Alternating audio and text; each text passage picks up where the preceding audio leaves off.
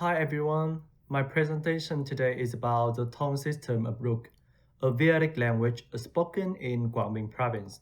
I will show that the tonal system is phonetically characterized by differences in terms of pitch height, pitch contour, voice quality, vowel quality, and vowel duration.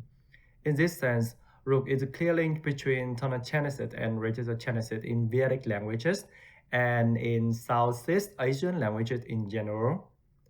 The result of this study therefore provide updates and insights for the study of tone and register and their formation in languages of the area. The recent study is a part of my ongoing research, which aims to revisit and revise hypotheses on tonogenesis and registrogenesis in Vedic languages and in Southeast Asian languages in general. From these results, I also aim to provide updates for reconstructing Proto-Vietic, especially prosodic elements such as tone, register, and phonation types. To do that, I have been collecting and analyzing data from 3 Vedic languages of Ruk, RM, and Vietnamese to provide empirical description of their tone and register system. Today, I'm going to talk about Ruk. RM is being analyzed. This language is restructured in terms of vowel quality and to some extent voice quality. I am also planning to collect data from 3 Vietnamese dialects in the central region of the country, in the provinces of Thanh, Nghệ An, and Quảng Bình, to study their archaic vowel system and their tone systems. First of all, some backgrounds on tone and register formation in Vietic. I am assuming that all of you are more or less familiar with Audicourt's hypothesis on the development of tones in Vietnamese in his influential 1954 paper. According to Audicourt, the language gained these 3 first tones from the loss of a final glottal stop and a final glottal fricative. This is called tonogenesis. Later on, the devoicing of onsets doubled the number of tones up to 6 tones as they are today in northern Vietnamese. This is called tonal splitting. In Môn-Khmer languages, this process gives rise to different register systems, therefore registrogenesis. I want to emphasize that according to Audicourt, the final glottal stops raised the pitch of the preceding vowel and the final fricative lowered the pitch. Therefore, we have a rising and a falling tone respectively. I will argue against this position. As usual, I use alphanumeric notation to represent tones. So we have here tone A1, A2, B1, B2, C1, and C2. Note that I'm not going to talk about the category D, tones in Czech syllables. Now this is a bit about register and registrogenesis. Registrogenesis is a process in Môn-Khmer languages and other languages in the area such as Chamic languages of the Austronesian family, in which the devoicing of onset obturans is compensated by a wide range of phonetic properties, manifested mainly on the following vowel. This includes but not limited to pitch difference, phonation types, vowel quality, VOT, and vowel duration. In a series of study on Vedic languages by Ferlus, it is clear that this process also happened or is happening in Vedic languages such as in Ruk, or RM, which was overlooked by Audicourt in his 1961 paper on consonantal mutation in Southeast Asian languages. Ruk is said to be a dialect spoken by Chứt people along with other dialects of Mày, Sách, Mã Liềng, and RM. However, linguistically, Chứt proper includes only 3 dialects, Ruk, Mày, and Sách. RM is considered as a distinct language, while Mã Liềng is closely related to the Mã Liềng group, mainly spoken in Laos.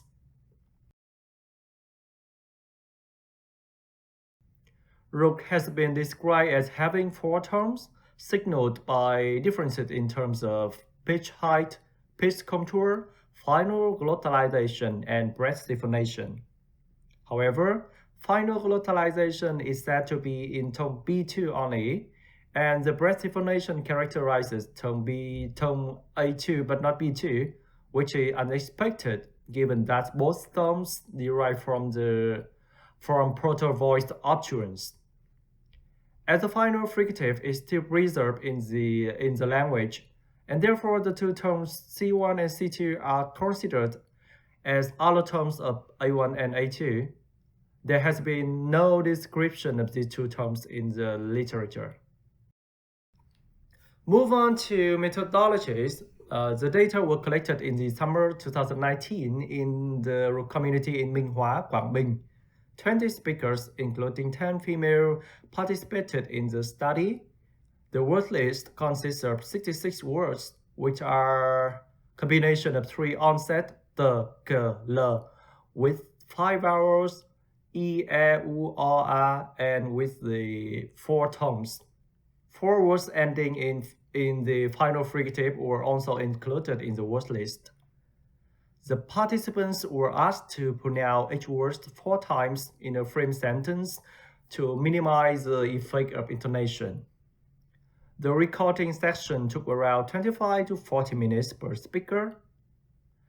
Data were annotated in Pratt, and then acoustic measures were extracted by running process. Of interest in this study are the dimensions of F0, the 2 fragments, F1, F2, and spectral tails which quantify phonation type difference. Here I'm using H1 minus H2 and CPP, septual prominent peak. Measures along with time were normalized across speaker and reported back to normal scales using the formula value equal to average, mean plus z-score multiplied by standard deviation. First of all, we look at F0 characteristics of group tones.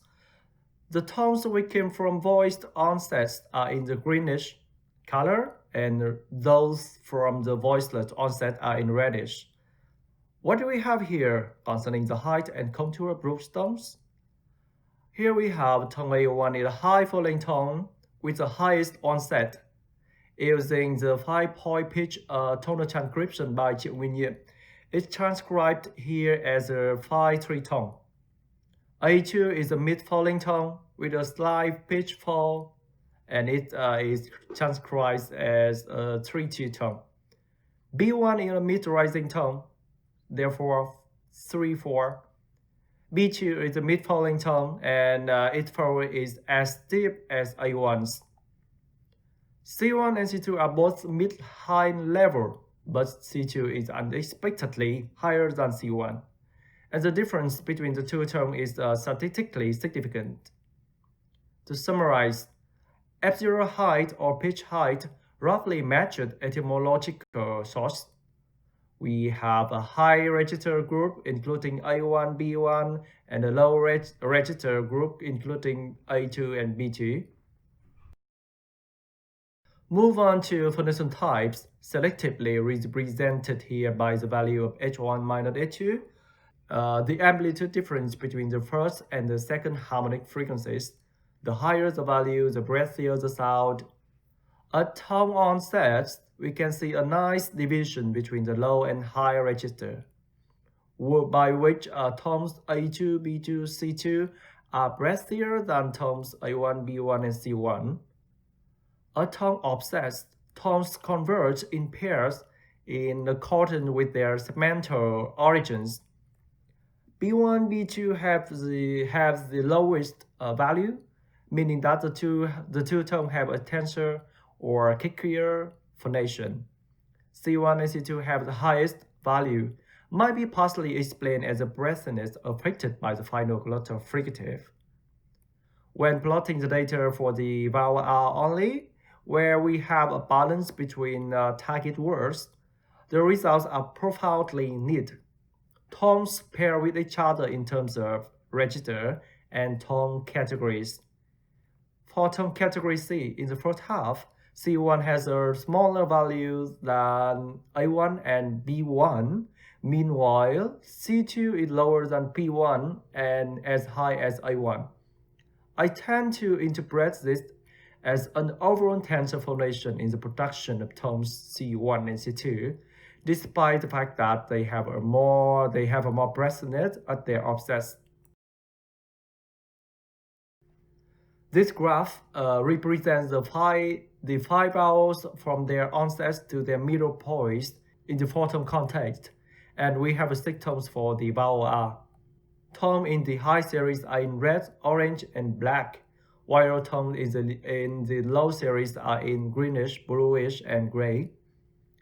The general tendency is for vowels in the low tones to have a lower F1 compared to those in the high tones. This means a vowel raising in the low tone context. It is clearest for the non-high vowel R, and less clear for the high vowels E and U. In non-high vowels, the raise is strong enough for them to be heard and to be described as gliding vowels, A, O, and A.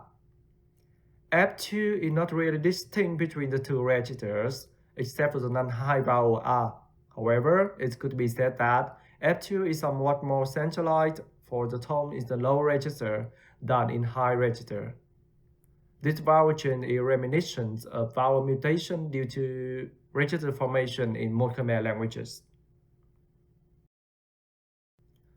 I want to quickly mention that in terms of absolute duration, vowels are shorter, only a half, before the final fricatives. Here we have tones C1 and C2. Note that there's no vowel length contrast in this context. There's also a tendency for vowels to be longer in the low tones than in the high tones.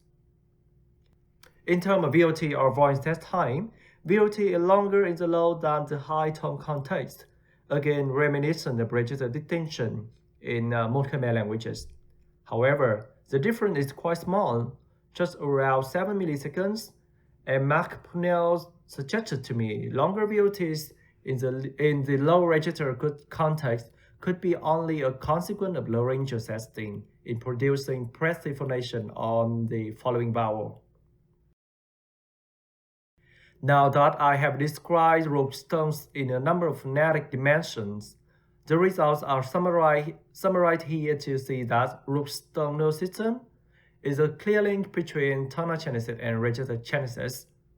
Firstly, in terms of pitch height or register, there is an expected alternation between high and low tones as they are derived from proto-voiceless and voiced onsets, respectively, except for the pair C1 and C2, where the value is reversed. I will come back to this point soon. Secondly, concerning glottal or laryngeal characteristic, tones pair in their categories according to that A tones have an open modal phonation, B tones have a mild glottalization or glottal constriction at their offset, but not strong enough to be considered as creaky voice. And overall, C tones have a tensor voice, which is in tandem with their short duration and highest overall pitch. Lastly, phonation at tone onsets is nicely alternated between modal in the high series and breathy in the low series, a systematicity missed in the previous work. Coming back to the table of possible phonetic correlates of register distinction in Môn-Khmer, we see that the high and the low series of tones in Ruk nicely follow these binary contrasts. Pitch difference, phonism types, vowel change. Here we have vowel height difference, but not really vowel centralization. VOT and then vowel duration. I would like to talk a little bit more about the effect of the final glottal fricative, which gave rise to the two tones C1 and C2 in Vietnamese. The results from this study show that this segment conditions a shorter duration on the preceding vowel and raises but not lowers its pitch, contrary to Audicore's claim that the vocal folds are more relaxed when producing the fricative, therefore lowering the pitch of the vowel. It is also contrary to the finding by other phonetic studies, such as by Ombert in 1979. This pitch raising effect of the final fricative is not only observed in Rục but in tonogenesis of other languages such as in Mường, thường, thả vương cuối, or in Chứt, as known as Chăm Hải Nam, or in Dẻ, a Banneric language in central Vietnam. For the pair C1, C2, the pitch difference between the two is not as large as other pairs, and the difference go into the opposite direction. Low register C2 is higher in pitch compared to the high register C1. In this pair, phonation types and vowel quality, but not pitch height, are stronger cues. It means more relevant to separate the two tones. Therefore, I argue that the brokenness of the two tones C1 and C2 in Vietnamese might be a later development after tonogenesis. It is a redistribution of tones in tonal space, and in this case, it to avoid the F0 ceiling.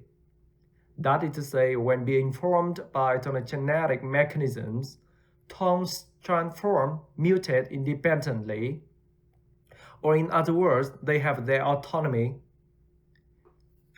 For the glottal stop, it generally raises pitch, but the effect is language and dialect specific, and even varies in the same language and in the same dialect. It could be realized as a strong glottal contraction or as a weaker form, lapse into creaky voice, as what have been worked on by Minh Châu in Mường Kim Thượng, and still has some traces in tone B2 in Vietnamese. To this point, Kingston's phonetic explanation for tonogenesis in Athabascan languages is interesting and relevant, because in these languages, the same glottalic code system led to two opposite tonal systems, a rising tone or a falling tone. From the above results and arguments, I propose that in order to reconstruct the three tones derived from the loss of final glottal segments, pitch is not enough. We need to take into account the roles of phonation types and vowel duration, and maybe other phonetic dimensions, as what have been done with reconstructing prototyped tones or Old Chinese tones. This is also applied to Vietic languages, but the result is not satisfactory to me, so I'm working to update this. My last but not least point is about the breathic modal phonation distinction. The distinction is observed in Rục and leaves its traces in many other Môn-Khmer languages, but it is not a necessary step in registrogenesis or tonal split, as claimed by Turgut in 2002. Instead, languages vary in different number and magnitude of register correlates combination, as pointed out by Ferlus in 1979. For example, I'm working on RM, and this language seems to be a restructured register language, where the vowel system would double, with little or no difference in terms of pitch and voice quality. This might be true for Vietnamese as well, where breathiness were not that prevalent, but instead vowel mutation is what took the playground. I'm working on this too. To conclude, Rục has four tones differentiated by pitch height, pitch contour, phonation types, and vowel duration. The two tones in syllable ending in the fricative, the final fricative, have peculiar properties in terms of duration and pitch height. In this sense, Rục is a clear link between tonogenesis and registrogenesis.